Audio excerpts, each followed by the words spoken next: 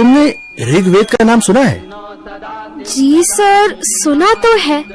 ये एक प्राचीन ग्रंथ है। प्राचीन ही नहीं, ऋग्वेद भारत का सबसे प्राचीन ग्रंथ है। अच्छा। इस ग्रंथ से हमें अपने देश के बारे में बड़ी महत्वपूर्ण जानकारियाँ मिल जाती हैं। जैसे इस ग्रंथ के अनुसार हमारे देश के उत्तर पश्चिम भाग में एक वैदिक समूह निवास करता था। वैदिक समूह? हाँ, वैदिक समूह। इस समूह के ऋषियों और मुनियों द्वारा वैदिक ऋचाओं की रचना हुई। इस वैदिक समूह का नाम भरत था। भरत नाम तो हमने सुना है। अच्छा, भाई भरत नाम से बाद में बहुत से राजाओं को भी जाना गया।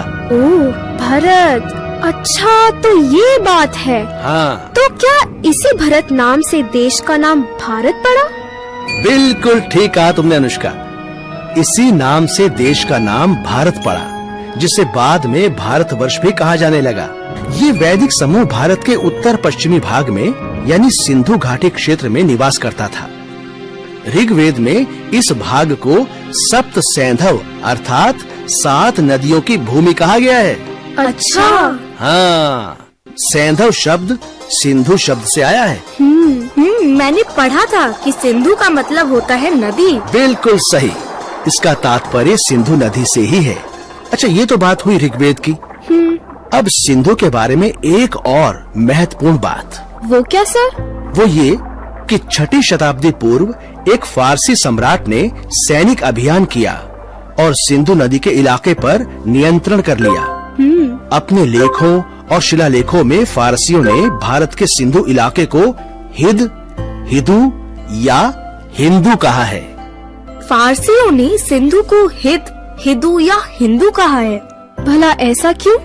ऐसा इसलिए क्योंकि फारसी भाषा में सिंधु शब्द का रूपांतरण हिंदू होता है। अच्छा। हाँ, क्योंकि स अक्षर उनकी भाषा में है ही नहीं। हाँ। ऐसा कैसे? ऐसा है, स की जगह उन्होंने हा का प्रयोग किया। ओह। हाँ, हिंदू। तो सिंधु रूपांतरित होकर बन गया हिंदू। शाबाश। लेकिन यहाँ ये जानना बहुत जरूरी है कि हिंदू शब्द से उनका तात्पर्य हिंदू धर्म से नहीं था। तो फिर? हिंदू शब्द एक भौगोलिक शब्द था जो सिंधु नदी या सिंधु की घाटी क्षेत्र को संदर्भित करता था। अरे वाह, ये तो बहुत अच्छी जानकारी है। सर, ऋग्वेद के अलावा क्या कुछ और भी ग्रंथ है जिनसे हमें और अधिक जानकारी मिल सकती है? बिल्कुल जिशा, कुछ और हमारे प्राचीन ग्रंथ हैं जैसे विष्णु पुराण और महाभारत। अच्छा, जरा ये बताओ, मैंने अब तक कितने ग्रंथों के नाम तुम्हें बताए? आपने अब तक 3 ग्रंथों के नाम बताए। अच्छा, तो कौन कौन से हैं वो 3 ग्रंथ? सर, ऋग्वेद, महाभारत, विष्णु पुराण। अरे वाह, क्या बात है, कमाल कर दिया तुमने, बहुत अच्छे। विष्णु पुराण में बच्चों हम पढ़ते हैं वो देश जो समुद्र के उत्तर में और हिमाच्छादित पर्वतों के दक्षिण में है, उसे भारत कहते हैं। अच्छा। हाँ। सर, आपने प्राचीन ग्रंथ महाभारत का भी नाम लिया था। बिल्कुल। क्या उससे भी हमारे देश की जानकारी मिलती है?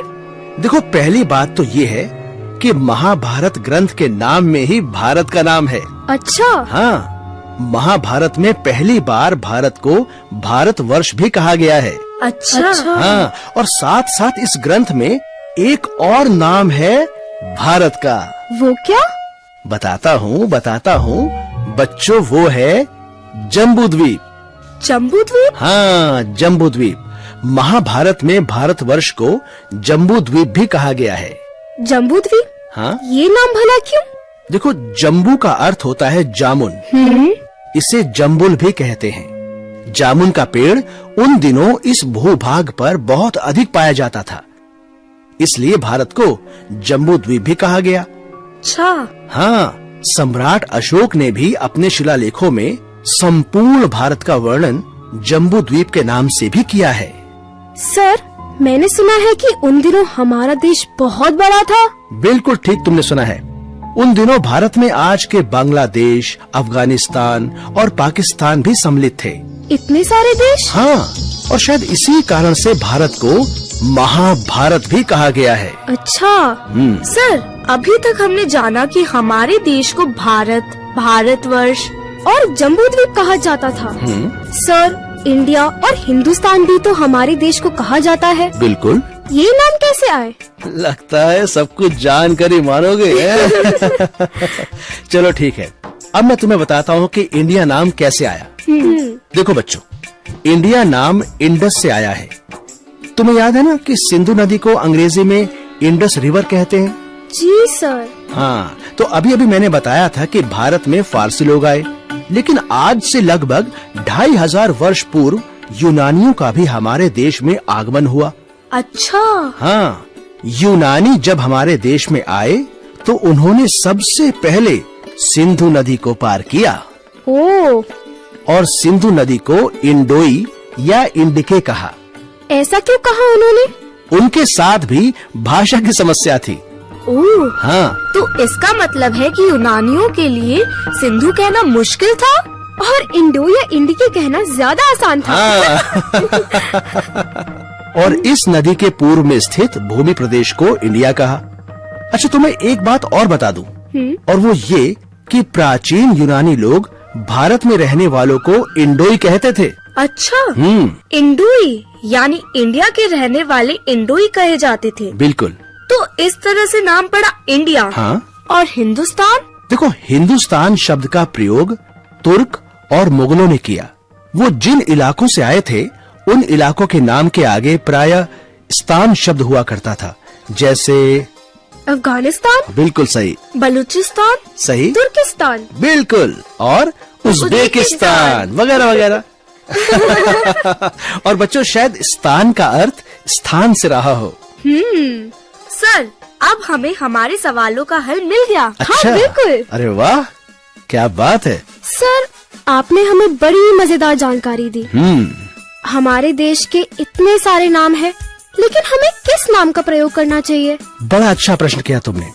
देखो, हमारे संविधान की अंग्रेजी प्रति के पहले अनुच्छेद में ही ये स्पष्ट करते हुए लिखा गया है, India that is Bharat. Hindi में कहा गया है इंडिया जो कि भारत है। अच्छा। हाँ।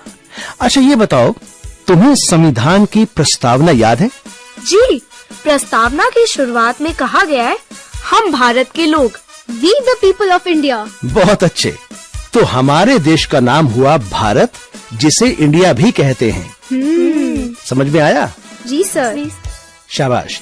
अच्छा, आज जो भी तुमने जाना है, समझा है, उस जानकारी को तुम कल क्लास में सबके साथ बांटोगे। सबके साथ? हाँ, सबके साथ। तो साथियों, कैसी लगी आपको अपने प्यारे देश भारत अर्थात इंडिया के विषय में ये जानकारी? अच्छी लगी ना? इतने सारे नाम शायद ही किसी और देश के रहे होंगे। आज हमने जाना कि हमारे देश का नाम है भारत अर्थात इंडिया। भारत अर्थात इंडिया। अभी आप सुन रहे थे ये कार्यक्रम समन्वयक प्रोफेसर राजेंद्र पाल।